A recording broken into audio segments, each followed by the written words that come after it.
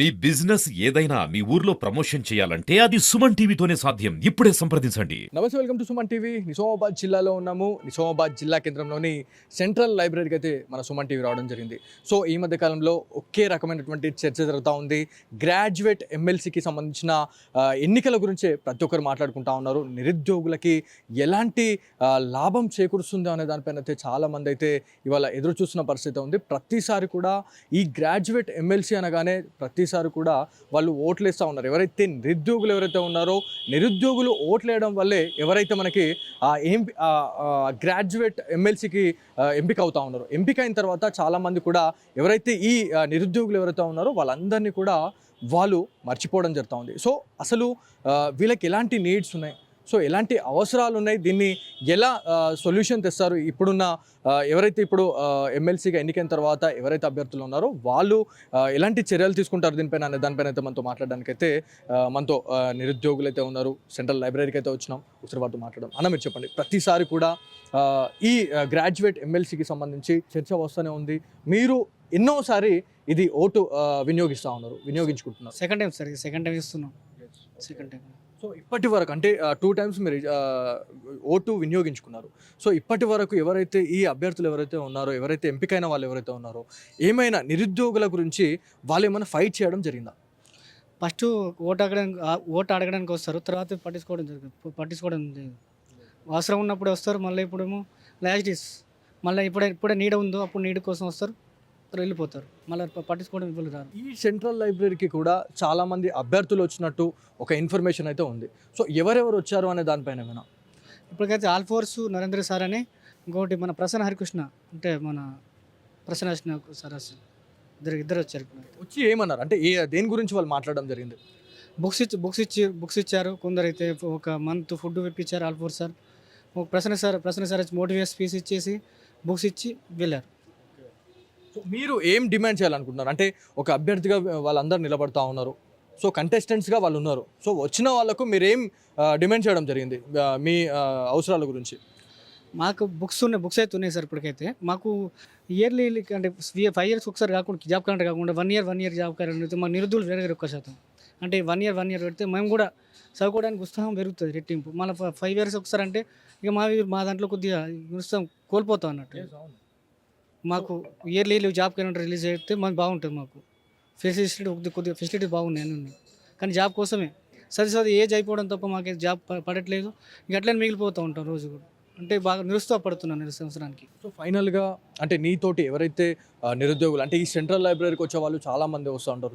దగ్గర 700 నుంచి 800 మంది కూడా ఇక్కడికి ప్రిపేర్ కావడానికి అయితే వస్తూ ఉంటున్నారు. కాకపోతే ప్రతి ఒక్కరు చర్చించుకుంటా ఉన్నారు, అంటే ఎవరికి ఓటేస్తే బాగుంటుందని మీరు అనుకుంటున్నారు? మాకు ఎవరైతే మంచిగా చేస్తారో, మంచిగా చేయాలనుకుంటారో వాళ్ళకే పట్టం కడతాం సార్. మేమైతే ఎవరు మంచిగా చేస్తా ఉంటే మా కోసం బాగా కోరే వాళ్ళు అక్కడ మా కోసం పోరాడే వాళ్ళకే, జాబ్ కోసం చేసే వాళ్ళకే మేము పట్టం కడతాం. సో ఏమైనా అభ్యర్థులకు సంబంధించిన నేమ్స్ ఏమైనా చెప్పడానికి ఏమైనా ఉందా? అంటే మీరు ఎవరికి వేయాలనుకుంటున్నారు? మీరు లేదు సార్, ఎవరు మంచి చేస్తే వాళ్ళకి పేరెంట్ చెప్పారు. ఓకే, సో ఇది మొత్తానికి సెంట్రల్ లైబ్రరీకి అయితే మనం వచ్చినాము. ఇక్కడికి వచ్చిన తర్వాత చాలామంది నిరుద్యోగులు అయితే చాలామంది బాధపడుతున్న పరిస్థితి అయితే ఉంది. సో ఎవరైతే నిరుద్యోగుల గురించి ఆలోచించే క్యాండిడేట్ ఎవరైతే ఉంటారో వాళ్ళకు మాత్రమే మేము పట్టం కడతామని చెప్పేసి మనకి సెంట్రల్ లైబ్రరీకి సంబంధించిన ఎవరైతే స్టూడెంట్స్ అయితే చెప్పడం జరుగుతూ ఉంటుంది.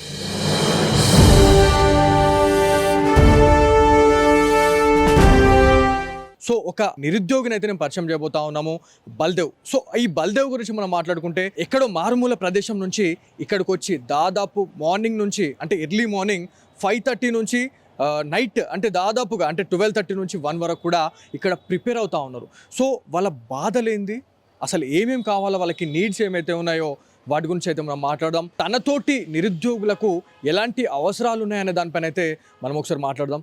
బల్దేవ్, నువ్వు చెప్పు, ఎక్కడి నుంచి వచ్చినావు నువ్వు ఫస్ట్? సార్ నేను కుబీర్ మండల్, నిర్మల్ డిస్టిక్, సిర్పల్లి గ్రామం నుంచి నేను వచ్చాను సార్. ఇక్కడ నేను నిజామాబాద్లోనే కాంపిటేటివ్ ఎగ్జామ్కి ప్రిపేర్ అవ్వడానికి వచ్చాను. అందరినీ వదిలేసి ఎన్నో, అమ్మ కూడా అంటది ఎప్పుడెప్పుడు ఎప్పుడు వస్తావు అంటే, అమ్మ టైం పడుతుంది, నన్ను కొద్దిగా ఇంకా కొన్ని రోజులు వెయిట్ చేస్తా, అన్న నాన్న నువ్వు గుర్తుకొస్తున్నావు అని ఎన్నో చెప్తుంది. కానీ బాధని తట్టుకొని ఇక్కడ ఉంటున్నా. ఎప్పుడెప్పుడు అంటే ఎవరి గురించి అయినా ఆలోచిస్తే బాగా సార్ మనసులో అయితే బాగా అంటే ఒక మంట లెక్క కాలుతుంది సార్. సో అంటే తెలంగాణ రాకముందు ఇలాంటి బాధలే పడ్డారు, తెలంగాణ వచ్చిన తర్వాత కూడా సేమ్ ఇదా, అంటే ఎంత బాధపడుతున్నావు అనేది అర్థమవుతుంది, నీ కళ్ళలో చూస్తేనే అర్థమవుతా ఉంది. అంటే ఇదంతా కూడా అంటే ఇప్పుడు ఈ జాబ్ క్యాలెండర్ గురించి నువ్వేం చెప్పాలనుకుంటున్నావు? సార్ జాబ్ క్యాలెండర్ అయితే ప్రాపర్గానే వేశారు. ఆ ప్రాపర్నెస్ని కంటిన్యూ చేయాలని మనస్ఫూర్తిగా కోరుకుంటున్నాను. ఎందుకంటే ఇలాగే ఎన్నోసార్లు మనం చూసినాం. ఇంతకన్నా మన తెలంగాణ సీఎం అంటే మాజీ సీఎంగా అప్పుడు క్యాలెండర్ వేసేటప్పుడు ఏ జాబ్ పోస్టులు అయినా ప్రాపర్గా అంటే షెడ్యూల్ పెట్టకుండానే ఏదో ఒకటి చేసి ఇటు చేసి అంటే ఏ స్టూడెంట్స్కి కూడా జాబ్ రాలేదు సార్ మంచిగా. ఇక రేవంత్ రెడ్డి సార్ కూడా మాకు అంటే మేము మనస్ఫూర్తిగా కోరుకునేది ఏంటి అంటే మాకు ఏదో ఒకటి చేసి మేము కూడా కష్టపడుతున్నాం, మా కష్టంకి ఫలితం దొరకాలని మా ఒక బాధ సార్. సో ఫైనల్గా ఏదైతే గ్రాడ్యుయేట్ ఎమ్మెల్సీ గురించి మాట్లాడుకుంటే అట్టడుగు వర్గాల నుంచి కూడా చాలామంది వచ్చిన వాళ్ళు ఉన్నారు, కింది స్థాయి నుంచి కూడా ఇవాళ గ్రాడ్యుయేట్ ఎమ్మెల్సీగా పోటీ చేస్తున్న వాళ్ళు చాలామంది ఉన్నారు. సో వాళ్ళకు మీ బాధ మీరు ఎలా చెప్పాలనుకుంటున్నారు? సార్ మా బాధ అంటే సెంట్రల్ లైబ్రరీలో మార్నింగ్ 5కి వచ్చేస్తున్నాం సార్. మార్నింగ్ 5కి వచ్చేస్తే నైటు 10-10:30 హాస్టల్కి వెళ్ళడానికి అయిపోతుంది సార్. ఎట్లా వస్తున్నామో ఎట్లా టైం స్పెండ్ అవుతుందో మాకు ఏం తెలుస్తలేదు. ఇంకొకటి ఏంటంటే మధ్యాహ్నం ఇక్కడ ఫుడ్ ప్రొవైడ్ చేస్తుండే ఇంతకుముందు, ఇప్పుడు ప్రొవైడ్ కూడా చేస్తలేరు మాకు. అంటే స్టూడెంట్ పరంగా ఎమ్మెల్సీ ఎవరైనా రాని సార్, మేము సపోర్ట్ చేస్తాం, మాకు సపోర్ట్ ఆల్ చేస్తేనే మేము చేస్తాం సార్, అంతే నా కోరిక సార్.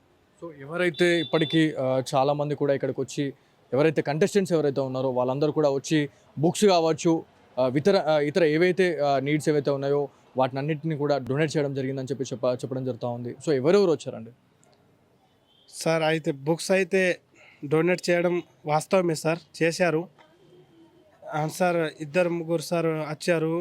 ఫైనల్గా అంటే మీతో అంటే నిర్మల్ నుంచి నువ్వు రావడం జరిగింది, నీతో పాటు ఇంకెంతమంది వచ్చారు? అంటే అక్కడ నుంచి ఇక్కడికి వచ్చి అంటే ప్రిపేర్ కావడానికి మూల కారణం ఏంది? అంటే నిర్మల్లో లైబ్రరీస్ లేవా, లేకపోతే ఇక్కడికి వచ్చి మీరు ప్రిపరేషన్తో పాటు ఇంకేమైనా జాబ్స్ ఏమైనా చేసుకుంటున్నారా పార్ట్ టైం లాగా?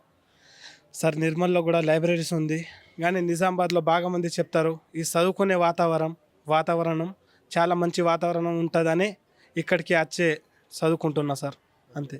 సో ఫైనల్గా అంటే నువ్వు ఎలాంటి అభ్యర్థికి ఓటు వేయాలనుకుంటున్నావు? అంటే మొదటిసారిగా నువ్వు ఓటు వినియోగించుకుంటున్నావు ఏదైతే గ్రాడ్యుయేట్ ఎమ్మెల్సీకి సంబంధించి, అంటే ఇప్పటి వరకు అంటే గ్రామ స్థాయిలో మనము ఓటు వేయడం వేరు, అదేవిధంగా మనకి అసెంబ్లీ ఎన్నికల్లో మనం ఓటు వినియోగించడం వేరు. సో ఇదంతా పక్కన పెడితే మీ నిరుద్యోగుల గురించి మీరు ఇవాళ అంటే ఫస్ట్ టైం మీరు ఇవాళ ఓటు వేయాలని మీరు అనుకుంటా ఉన్నారు.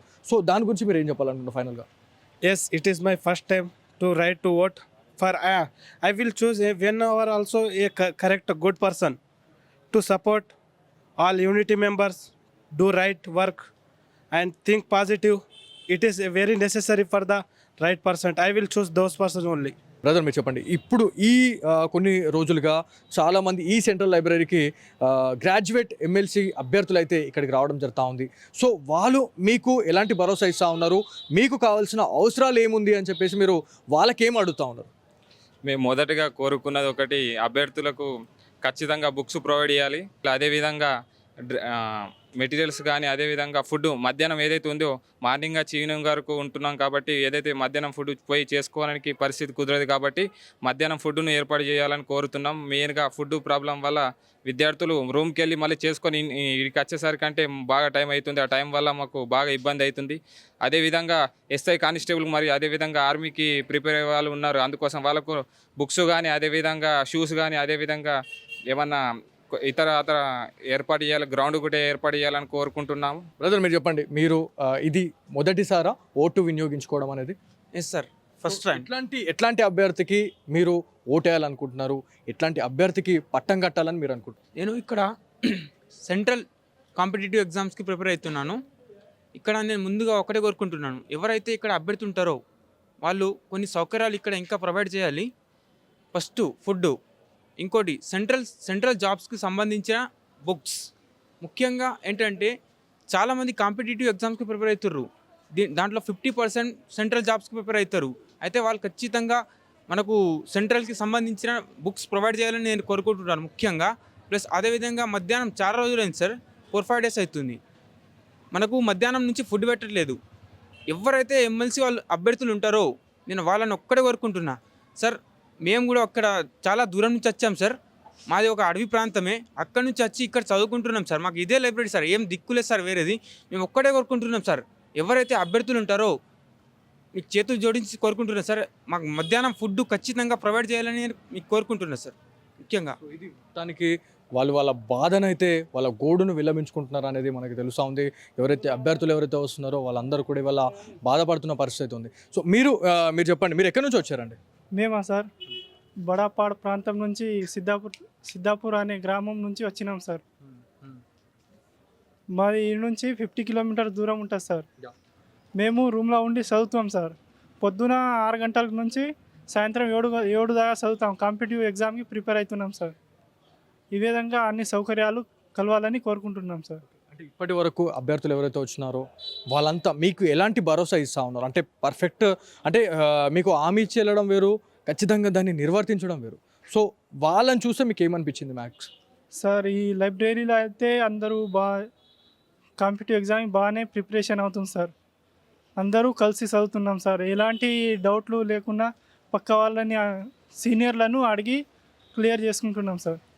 సో ఇది మొత్తానికి సెంట్రల్ లైబ్రరీలో అయితే చాలా వరకు కూడా ఇబ్బందులు ఉన్నాయి, మాకు చాలా అవసరాలు ఉన్నాయని చెప్పేసి మనకి నిరుద్యోగులు అయితే చెప్పడం జరుగుతూ ఉంది. ఎవరైతే అభ్యర్థులు వస్తున్న వాళ్ళు ఎవరైతే ఉన్నారో డెఫినెట్లీ మా గోడు మీరు విన్నవించుకుంటే మాత్రం డెఫినెట్లీ మీకే మేము పట్టం కట్టే అవకాశం ఉంటుంది అని చెప్పేసి మనకి నిరుద్యోగులు అయితే చెప్తా ఉన్నారు. ఎవరైతే వీళ్ళు నిరుద్యోగులు ఎవరైతే ఉన్నారో వీళ్ళు దాదాపుగా అంటే మనకి నిర్మల్ కావచ్చు, వివిధ జిల్లాల నుంచి కూడా అడవి ప్రాంతం నుంచి వచ్చి ఇక్కడ ఇవాళ మేము చదువుకుంటున్నామంటే ఒకసారి ఆలోచించండి. ఇక్కడ మాకు దాదాపు ఒక 1 వీక్ నుంచి కూడా మధ్యాహ్న భోజనం అనేది పెట్టట్లేదు. చాలా వరకు కూడా మేము ఇవాళ బాధపడతా ఉన్నాం, కన్నీళ్ళు వస్తున్నాయని చెప్పేసి వాళ్ళు బాధపడతా ఉన్నారు. ఎవరైతే ఈ వీడియో చూసిన తర్వాత గ్రాడ్యుయేట్ ఎమ్మెల్సీ అభ్యర్థులు ఎవరైతే ఉన్నారో డెఫినెట్లీ వీళ్ళ బాధలను అయితే మీరు ఖచ్చితంగా ఒక సొల్యూషన్ అనేది తెస్తారు, వాళ్ళకు ఒక హెల్ప్ చేస్తారు అని చెప్పేసి మా సుమన్ టీవీ తరపున అయితే మేము కోరుతా ఉన్నాం. ఫైనల్గా ఎవరైతే వీళ్ళని ఆదుకుంటారో వాళ్ళని మాత్రమే మేము ఓటేసి మేము ఖచ్చితంగా వాళ్ళని గెలిపించుకుంటామని చెప్పేసి మనకి